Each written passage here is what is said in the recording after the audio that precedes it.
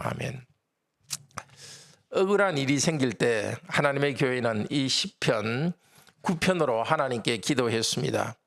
그 사람이 나를 미워하기 때문에 괴롭고 죽을 지경입니다. 그 사람은 나를 함정에 빠뜨리려고 거짓말을 만들어내고 있습니다. 거짓말인 줄 알고서 거짓말을 만들어내기도 하지만 어떤 때는 자기가 거짓말 한다는 것도 모르고 거짓말하면서 성도를 함정에 빠뜨립니다. 함정에 걸리면 또 다른 괴로움을 당하니 조마조마합니다. 그래서 그 불안한 심정 가운데서 하나님께 기도합니다. 정의, 심판이라는 말이 오늘 6번이나 반복되면서 하나님의 정의를 위해서 기도합니다.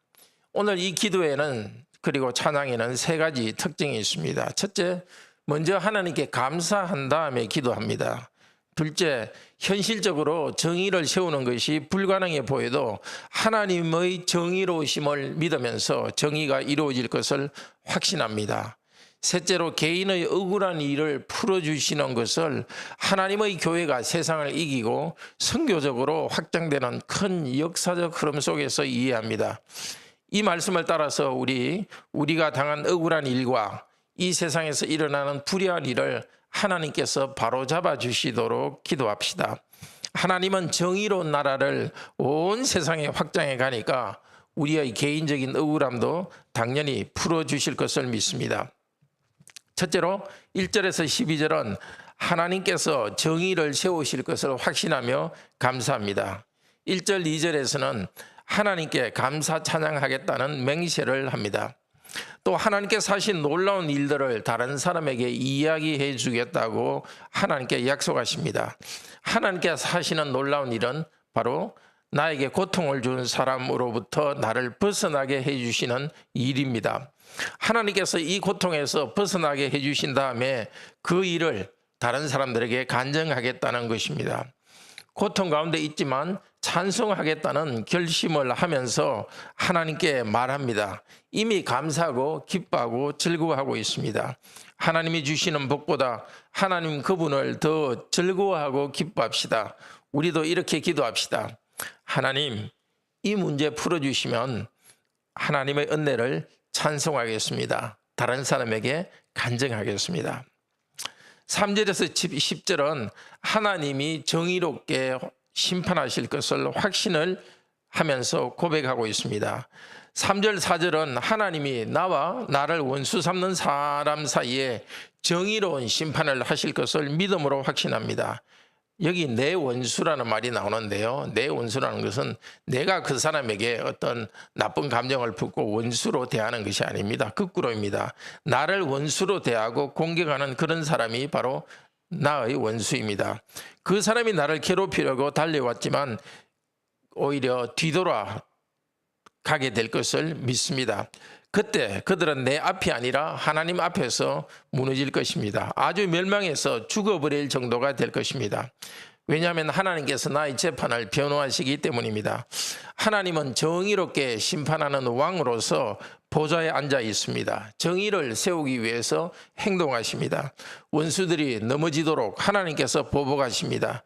이 의로운 성도는 자기가 삶을 살아갈 수 있도록 하나님께서 힘을 주실 것을 확신합니다.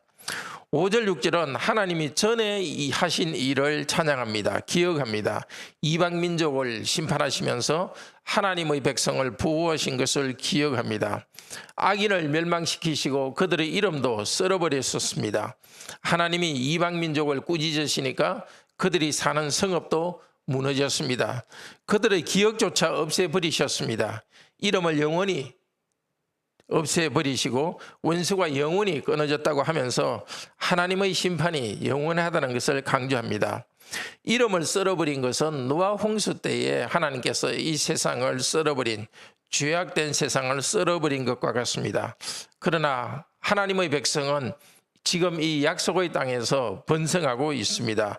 하나님의 위대한 구원을 감사하며 고백합니다.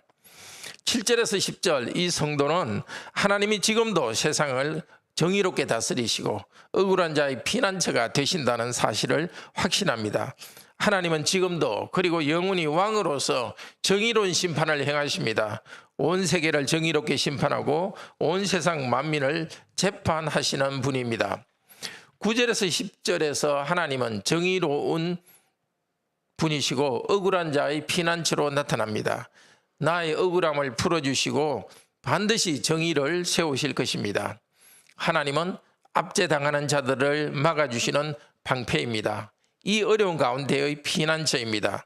여호와 하나님을 아는 자들은 여호와를 의지합니다.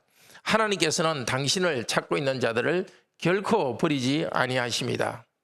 억울한 일이 있을 때 우리도 이렇게 합시다. 하나님이 누구신지 다시 기억하고 하나님을 의지합시다. 저 바깥에 그 사람은 아직도 나를 미워하고 있습니다. 그러나 그 사람보다는 이 모든 환경을 주장하시는 하나님의 이름을 부르면서 기도하고 하나님을 방패로 삼아서 담대하게 변화되기를 바랍니다. 이 고통스러운 문제를 당장 해결해 주시지 않아도 마음의 평화 가운데 인내하면서 기다릴 힘을 하나님께서 공급해 주십니다. 11절에서 12절은 하나님의 백성에게 함께 하나님을 찬양하자고 초대합니다. 여호와를 향해서 심판자여 피난처라고 고백한 성도는 11절 12절에서는 하나님의 백성을 향하여 그 하나님을 함께 찬양하자고 초대합니다. 1절 2절에서는 내가 당신의 이름을 찬송하겠습니다고 약속했던 것을 지킵니다. 이 하나님은 시온에 앉아 계신 분입니다. 즉 시온은 하나님께서 택하신 장소고 하나님의 백성이 사는 곳이고 하나님의 백성이 예배하는 곳입니다. 전에 하나님의 백성을 멸망시키려고 달려들던 그런 적을 멸망시키신 하나님께서는 지금도 예배하는 성도들과 함께 계시고 다스리십니다. 성도의 고난은 하나님의 백성을 향한 찬양의 재료가 되었습니다. 그리고 선교의 재료가 됩니다. 하나님의 백성에게 그분의 행함을 온 세상 백성에게 전하라고 초대합니다. 나와 우리 백성이 믿고 고백하는 하나님은 우리들만의 하나님이 아닙니다. 온 세상 사람들이 듣고 믿어야 할 분입니다. 고통받는 가운데 이 성도는 하나님이 누구신지를 말하면서 하나님 나라가 온 세상에 확장되는 데 쓰임을 받습니다. 하나님은 불의하게 피를 흘리게 한 자들을 찾아내서 복수하는 분입니다. 아무도 모르는 곳에서 성도들을 괴롭게 한 것 하나님은 보셨습니다. 성경에서 가난한 자는 물질적으로 가난한 자만 말하는 것은 아닙니다. 의롭게 살다가 어려움을 당하는 모든 성도들을 말합니다. 부당하게 피해를 당하는 성도의 고통을 하나님께서는 결코 잊지 않으십니다. 그런데 이상한 것은 하나님께서 종종 성도들이 악한 자로부터 핍박받도록 내버려 두십니다. 마치 하나님이 나를 잊은 것 같습니다. 그러나 하나님은 결코 그렇지 않습니다. 마침내 오셔서 구원해 주십니다. 고통에서 벗어나게 해 주십니다. 너무 늦게 오는 것처럼 우리 눈에는 보입니다. 그렇지만 하나님께서 판단하시기에 가장 적절한 때에 오셔서 우리의 문제를 풀어주십니다. 고난 가운데 피 흘려 죽은 성도도 하나님께서 죽은 후에 그들을 품에 안아주십니다. 생명을 변호하시고 보호하십니다. 하나님은 우리의 부르짖음을 결코 잊지 않으신다는 이 확신으로 우리도 정의의 하나님을 찬양합시다. 성도가 정의를 이루는데 참여하는 방법이 있습니다. 가장 큰 무기는 말씀과 기도입니다. 하나님께서 영원히 정의롭게 다스린다는 것을 배웁시다. 그리고 하나님께서 정의를 이루시는 분이라는 것을 확신하고 감사하고 부르짖읍시다. 이제 13절에서 20절 전체 두 번째 말씀입니다. 하나님이 개인적인 억울함을 풀어주시고 온 세상에 정의를 이루시기를 기도합니다. 먼저 13절 14절에서는 나를 불쌍히 여기셔서 정의를 이루시기를 기도합니다. 성도는 죽음의 문턱까지 갔습니다. 겸손히 자기 십자가를 지고 이 죽음의 지경까지 참고 나왔습니다. 죽을 듯이 힘든 순간 성도는 포기하지 않습니다. 다시 하나님이 누구인지를 기억합니다. 하나님은 죽음의 문들로부터 일으키는 분이라고 고백합니다. 거의 죽을 지경까지 내버려 두었지만은 하나님께서는 다시 찾아오셨습니다. 부르짖음을 잊지 아니하시는 하나님은 반드시 기도를 들으실 것입니다. 죽음에서 벗어나기를 원하는 이유는 하나님을 찬양하기 위해서입니다. 입으로만 찬양하는 것이 아니라 가슴에서 우러나는 기쁨으로 찬양할 것입니다. 성도가 힘든 일에서 벗어나려고 기도하는 이유는 찬송하기 위해서입니다. 백성들과 함께 하나님을 찬양하고 또 하나님을 믿지 않는 자들에게도 이 찬송의 기쁨에 함께 초대하도록 하기 위해서 어려움으로부터 벗어나게 해달라고 하나님께 기도합니다. 15절에서 18절은 하나님께서 정의를 이루실 것을 확신하는 고백을 합니다. 마치 하나님께서 이미 정의를 이루시고 이 어려움에서 벗어나게 해주신 것처럼 그렇게 고백합니다. 그처럼 확신하고 있습니다. 자기를 괴롭히는 그 사람을 이방인처럼 심판할 것입니다. 이 성도를 함정에 빠뜨리려고 그렇게 만든 자는 자기가 그 함정에 스스로 빠질 것입니다. 이 성도가 그렇게 조심했던 그 함정은 악한 자를 멸망시키는 결과를 낳았습니다. 참으로 지혜로운 하나님을 신뢰하게 됩니다. 성도는 악인이 만든 함정을 조심은 하지만 두려워하지는 않습니다. 넉넉한 마음을 가집니다. 이 일을 통해서 여호와께서 알려지셨다고 합니다. 하나님은 과연 지혜와 능력이 많으신 분임을 나타내십니다. 과연 성도와 함께 하신다는 것을 나타내십니다. 악한 자들과 성도는 영원한 차이가 납니다. 죽은 후에 악인은 지옥으로 나갈 것입니다. 하나님을 기억하고 하나님께 부르짖은 성도는 하나님의 얼굴에 영광이 가득한 천국으로 들어갑니다. 이방 민족과 함께 모든 악인은 영원히 죽음으로 갈 것입니다. 여기서 이방 민족이라는 것은 하나님을 믿지 않는 온 세계 사람들을 말합니다. 궁핍한 자, 가련한 자, 이 시인과 같이 하나님을 찾는 자들을 하나님은 결코 잊지 않고 찾아주십니다. 가련한 자가 가진 소망을 결코 실망시키지 않으실 것입니다. 하나님을 의지하는 사람은 한동안 버림받은 듯이 보입니다. 하나님은 우리에게 어려운 일들이 일어나지 않도록 방지하기만 하는 분은 아닙니다. 오히려 우리가 십자가의 고난을 지고 나아가도록 오랫동안 눌리도록 내버려 두시기도 합니다. 한동안 시간이 지난 다음에 우리에게 구원의 손길을 뻗칩니다. 영원히 하는 것은 아니다라고 2번이나 반복해서 나아갑니다. 고백합니다. 그렇게 힘든 가운데서 기억합니다. 하나님께서 영원히 이 어려운 가운데 버려두지는 않으신다고 인내하고 소망하면서 구원을 기다립니다. 19절에서 20절은 온 세상을 정의롭게 다스리시기를 기도합니다. 13, 14절에서 나를 긍휼히 여기소서라고 시작된 이 기도는 온 세계에 정의롭게 다스리게 해달라는 기도로 확장됩니다. 하나님께서 전쟁하시듯이 일어나시라고 간구합니다. 성도를 핍박한 자들은 사실은 이 성도의 여호와와 전쟁을 일으킨 것입니다. 여호와께서는 그들에게 기적과 두려움이 오게 하실 것입니다.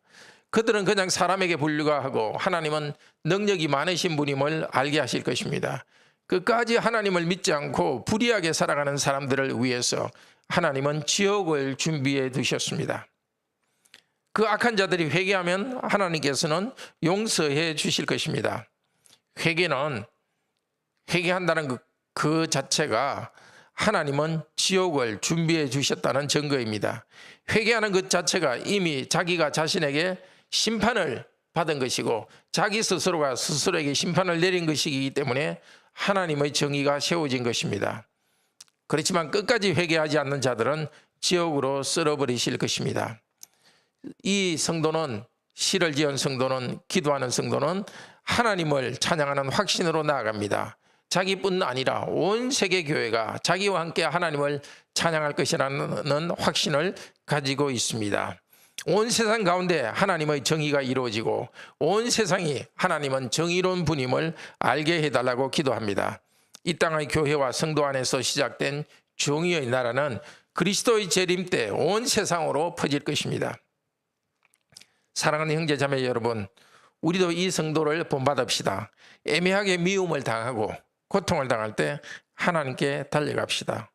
분노하면서 고통하지는 맙시다. 그렇다고 또 주저앉아 있지도 맙시다. 하나님의 나라가 계속 성장하게 해주신 하나님은 교회와 함께, 그 하나님을 교회와 함께 찬양하며 기도합시다. 하나님이 온 세상을 정의로 다스릴 것을 확신하며 기도하고, 또 정의로운 하나님을 온 세상 가운데 증거하고 노래합시다.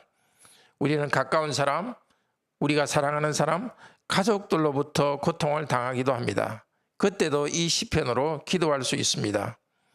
가까운 사람으로부터 당하는 그 어려움, 미움받는 것에서 벗어나게 해달라고 기도합시다. 그러나 나를 괴롭게 하는 우리 가족은 하나님의 구원받은 백성이니까 망하게 하지는 않을 것입니다. 그들이 변화되기를 간구하고, 그렇지만 이 어려움에서 벗어나기를 하나님께 간구합시다. 이렇게 기도하는 성도는 하나님의 정의로움과 하나님이 이루시는 견고한 하나님 나라 안에서 자신이 그 안에 있다는 그 소중한 위치를 새롭게 발견합니다. 단순한 개인이 아니라 하나님 나라에 속하고 교회의 고백에 참여하는 성도가 바로 자신이라는 것을 깨닫습니다. 하나님께서 우리를 귀하게 여기시고 지키실 것이라는 확신 가운데, 고난 가운데서도 하나님을 찬양하고 앞으로 나아가는 하루가 되기를 축복합니다. 함께 기도합시다. 오 자비로우신 하나님, 저희들의 은혜 가운데 함께 하셔서 감사합니다.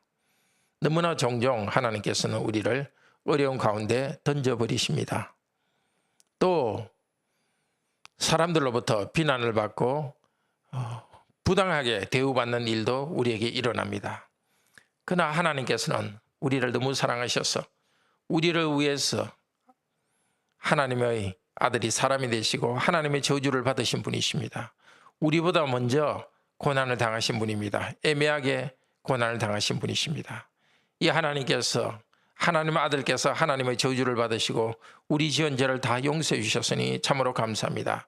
그리고 예수님께서 죽음과 고난을 딛고 일어나서 부활하시고 지금 하늘에서 영원히 다스리고 계십니다. 다스리고 계신 아들 하나님과 아버지 하나님, 성령 하나님의 이름으로 저희들이 간구합니다. 우리가 당하는 이 어려움으로부터 반드시 벗어나게 해 주실 것을 믿습니다. 저희들이 어려움 때문에 주저앉아 있지 않게 하시고 어려움에서 벗어나게 하실 하나님을 찬양하며 기도하도록 이 아침에도 저희들을 인도하여 주시옵소서. 살아계신 우리 주 예수 그리스도 이름으로 기도드립니다. 아멘. 은혜로운 기도 시간 되도록 축복드립니다.